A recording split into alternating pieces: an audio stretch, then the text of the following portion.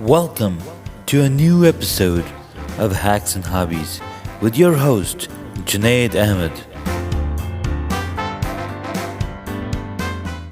In this episode, I want to talk a little about network attached storage. Network attached storage is a great way to add on storage to your network. It's great for backing up data, it's great for storing massive photo files, and if you have the network attached storage, or short for NAS, it's a great place to store your memories. And if you have it set up correctly, you can have multiple redundancy, especially if you might have failure.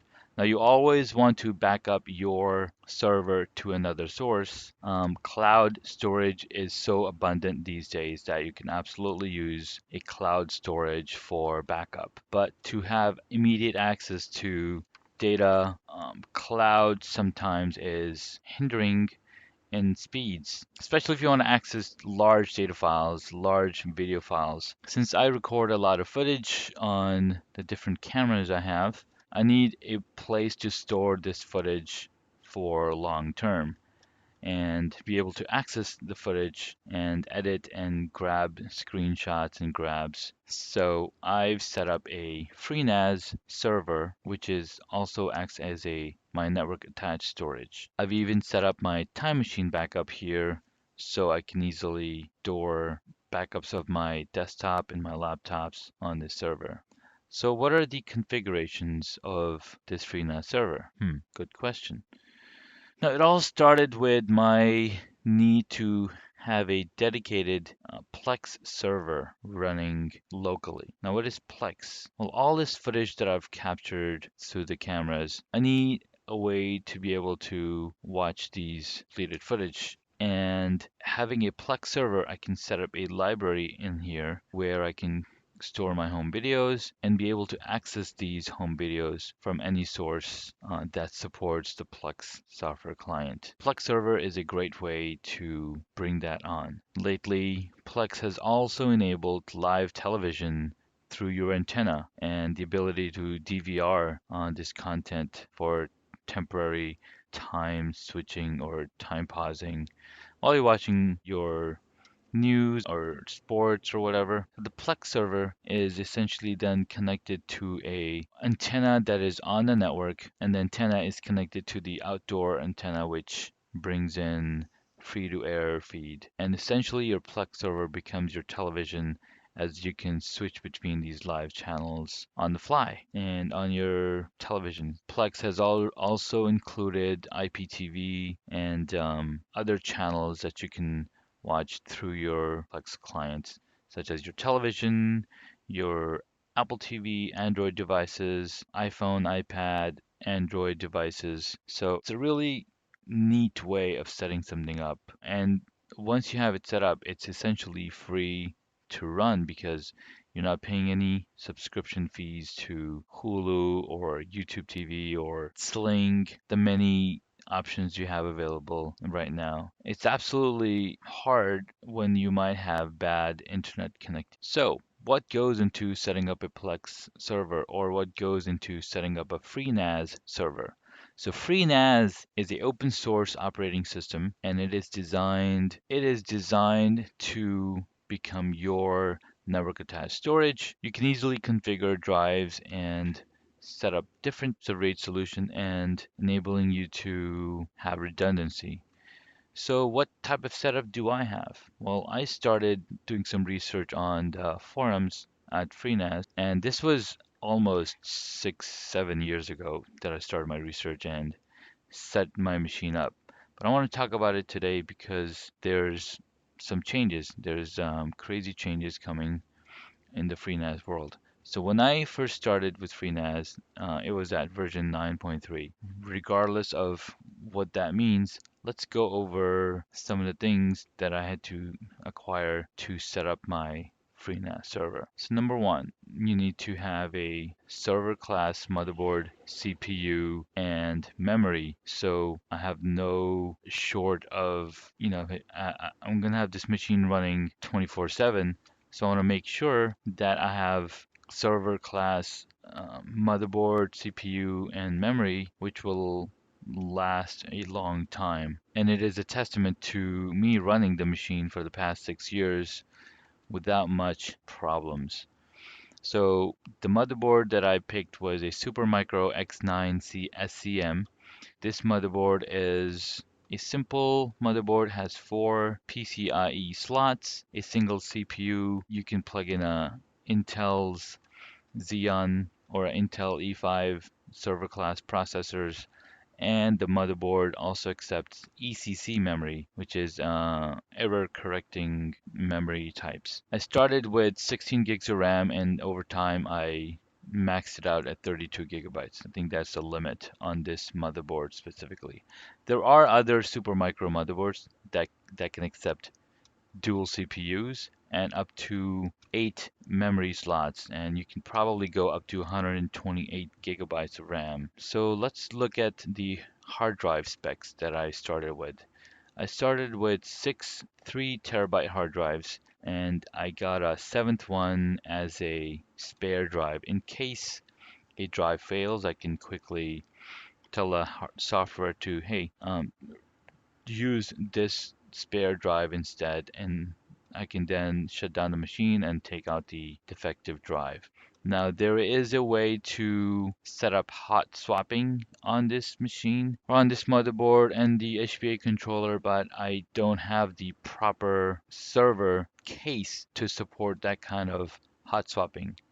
Now, if I had done a little more research, maybe spent a little more money, I would have had a way to hot swap hard drives on this machine. So I've got six 3 terabyte drives configured in a RAID Z2 configuration. So now what is RAID Z2? Now since FreeNAS uses ZFS as the file system, ZFS is a very neat, very robust file system that can track and self-correct any data errors. So it's really good, it's really clean. And why is this a hobby? Well, computers is a hobby of mine, gadgets is a hobby of mine, and keeping track of so many hobbies is kind of hard, right? The case that I ended up getting was a Ractal R5. It's a super quiet case, and it's got support for, I can plug in 8 SATA drives, 3.5-inch drives, and it's got two 5 1/4 bays where I can plug in other additional hard drives if I need to. Now, what happened recently is one of the drives decided to fail on me. It just started showing up bad sectors. Luckily, I had upgraded all my 3 terabyte drives to 6 terabyte, essentially doubling storage on my machine because I was um, I was maxing out the storage and I only had two or 1.5 to 2 terabytes left. And I was like, all right, I cannot have this, and it's going to crash. And if it does, then I'm screwed. So I ended up upgrading the drives to 6 terabyte drives. There was a good sale going on at Newegg where I was able to pick them up for about $180. And at the moment, I believe they were at $240. So got a pretty good deal. So which drives did I go with? I ended up Red WD or Western Digital had these red drives, which everybody in the community swear by, and I ended up going with those drives. So when it came time to pick the 6 terabyte drives, I ended up picking up the 6 terabyte red drives. Now, recently, since the storage capacity on each of these drives is increasing, so is the configuration.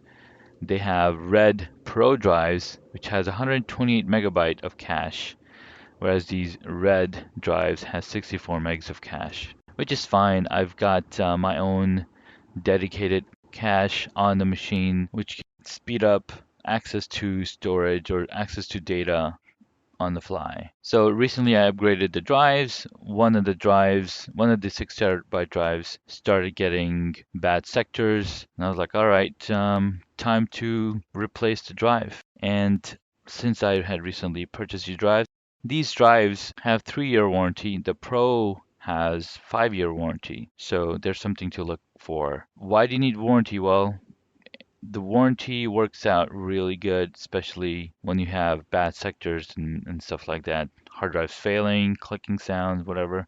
You can just go to the manufacturer site, tell them, hey, this is the problem I had with this drive. Send me a replacement drive. And there's three options. You can have them send you the replacement drive, and then you can send back the old drive, or you can send them the old drive and they'll send you a replacement drive. I like the advanced option better because it helps with resilvering. While this was happening, FreeNAS is also, new versions of the operating system is coming down. So the operating system lives on a USB, or used to live on a USB drive connected to a USB port. Since the operating system is under 4 gigabytes, they said, it's preferable that you use a flash drive for your operating system. I was like, all right, that's cool.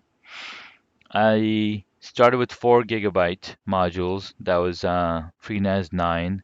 And with FreeNAS 11, they said, okay, well, now we need 11 gigabytes. I'm like, all right, or 8 gigabytes. So I was like, okay, time to get some 8 gigabyte drives. These 8 gigabyte drives, these 8 gigabyte drives were clean, fast, and, they did the job just fine for the past few years.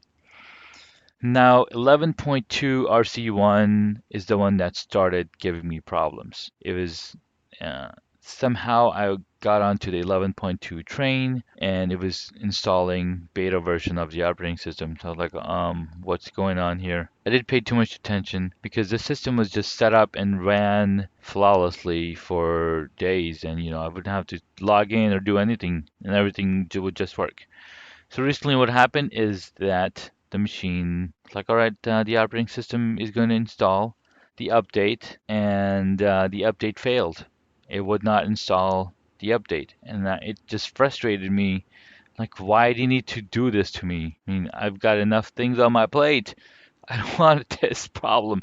So I was like, okay, I'm gonna just wipe clean and put on a new install, and I totally forgot. Actually, I did back up the configuration, and then I accidentally deleted it. Regardless, I was just annoyed. So I'm just gonna run down the list of items required for a FreeNAS server. You need a motherboard, CPU, memory. CPU usually comes with a fan and a heatsink unless you want to buy a separate one, dedicated one, a case, and a set of hard drives. And depending on the motherboard, you might need to get a dedicated host bus controller or a hard drive controller so you can run multiple drives together. Parts that I've got: Supermicro SEM9 or something. I've got an IBM M1015 controller card. This is a SAS controller card with support up to 8 drives. Got a total of 6 storage drives and 4 other drives for L2 ARC and cache, as well as the operating system. So with 11.2 RC2, RC1, or whatever version, this was giving me issues and not letting me install the operating system on a USB drive. I hope they fix this problem because I tried it several different ways. I tried installing it, tried installing an older version in 9.2, which also crashed in the middle, and it was just very annoying. So I was like, okay, I need to reach out to the forums, and turned out there was a Facebook group for the FreeNAS consortium. I was like, I'm going to join this group. I'm going to ask this question. So I waited a few days. I had the system running, system turned off, and I was like, I'm just going to leave it. Don't want to use up the life on these drives just running for no reason. Because I even unplugged every single drive. I just had 2 USB ports and on the motherboard, and it still would not install from one USB to the other. So this is when I reached out to the folks on the forum, and they're like, yeah, dude, try 11.1-U6. That's the stable version. I was like, what happened? It's like, yeah, we don't know. And said, yeah, USB is not going to work. That's another problem they were facing. They're like, install it on a a small SSD, and you should be good. Like, all right, well, like luckily I had a SSD lying around, right? I hadn't used it. I bought it when I got the 6 terabyte drives. I got a nice 250 WD blue for like $80. So plugged that in. First I had to find it. Found it, plugged it in, and said, let's see what's up, what's going on. Installed the operating system, and it worked fine.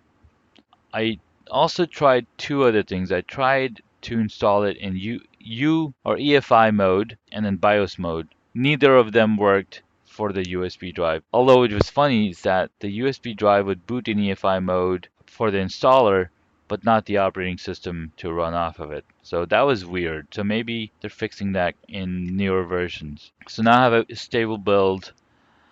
I was like, all right, perfect. I'm running.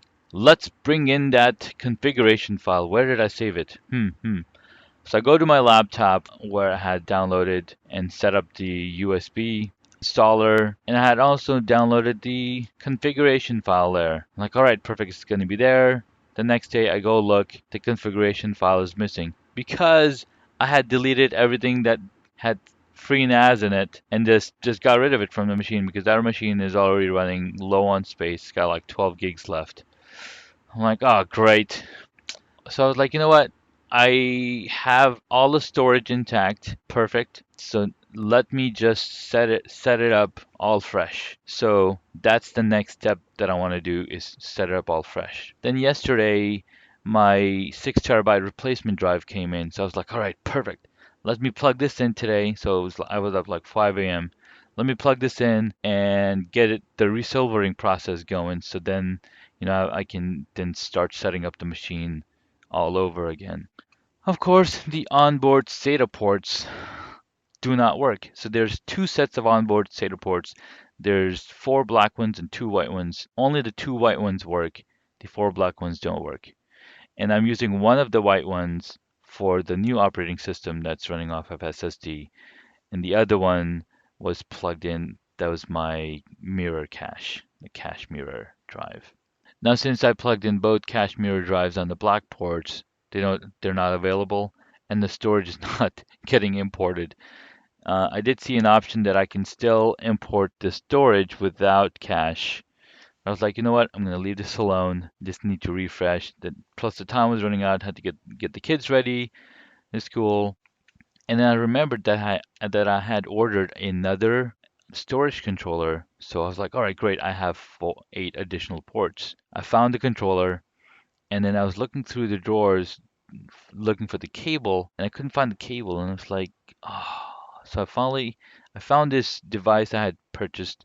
It's a hot swap for SSD drives. I'm like, perfect. I can put in 6 SSD drives because some of them are hanging, dangling inside. I can plug them in.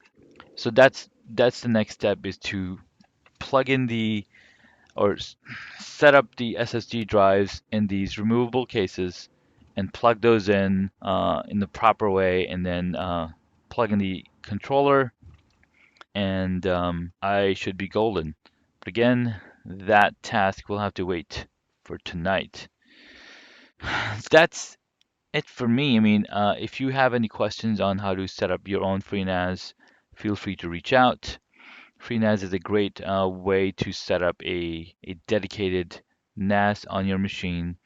What's amazing about FreeNAS is one, it's running off of FreeBSD operating system, and there's something called jails. So what is jails? Well, jails is a virtualized environment, virtualized operating system or virtualized software you can run off the server. And each virtualized machine gets their own IP address.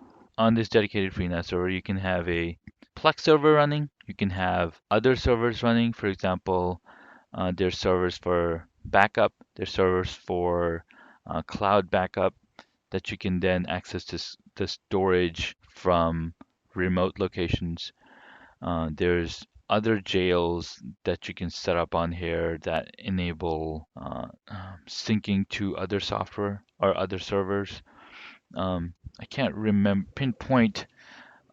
You can also run You can basically run several different game servers on this machine, and it's really, really cool. And with the latest version of 11.2, I think they're introducing Docker images. So you can essentially run Docker images in here. You can run a mail server, you can run a DNS server, you can run all sorts of different servers on here. And that was back in the days when VMware was saying, hey, you can get this ESX, run it on the host and run multiple servers, multiple virtual machines off of it. And I was like, whoa, this is so cool. So FreeBSD has that built in, and FreeNAS takes that configuration and just, lets you do whatever. So you can set up a new jail, you can run a VPN server, you can do so many cool things. It's really awesome. It's all limited to what you want to do with it. So yeah, that's a little bit about the power of FreeNAS and the little things you got to go through to troubleshoot.